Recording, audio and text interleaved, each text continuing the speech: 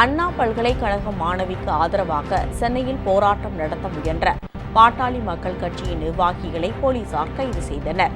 சென்னை அண்ணா பல்கலைக்கழகத்தில் படிக்கும் மாணவி ஒருவர் கடந்த 23ஆம் தேதி பல்கலைக்கழக வளாகத்திலேயே பாலியல் வன்கொடுமை செய்யப்பட்டார். இந்த வழக்கில் கோட்டூர்புரத்தை சேர்ந்த ஞானசேகரன் என்பவர் கைது செய்யப்பட்டுள்ளார். அவர் மற்றும் குற்றவாளி அல்ல, மேலும் சிலருக்கு இந்த குற்றத்தில் தொடர்பு உள்ளது. அவர்களையும் கைது செய்ய வேண்டும் என எதிர்க்கட்சித் தலைவர்கள் வலியுறுத்தி வருகின்றனர். இந்நிலையில் இந்த விவகாரத்தில் தமிழக அரசுக்கு கண்டனம் தெரிவிக்கும் வகையில் பாட்டாளி மக்கள் கட்சியின் மகளிர் அணி சார்பில் இன்று சென்னை வள்ளுவர் கோட்டத்தில் ஆர்ப்பாட்டம் நடத்த முடிவு செய்யப்பட்டது. ஆனால் இந்த ஆர்ப்பாட்டத்திற்கு காவல்துறை அனுமதி மறுத்தது.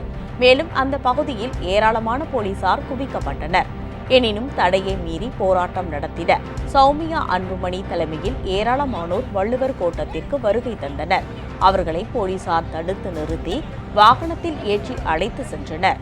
காவல்துறையின் இந்த நடவடிக்கைக்கு எதிர்ப்பு தெரிவித்து அவர்கள் வாக்குவாதம் செய்ததால் சிறிது நேரம் பரபரப்பு நிலவியது.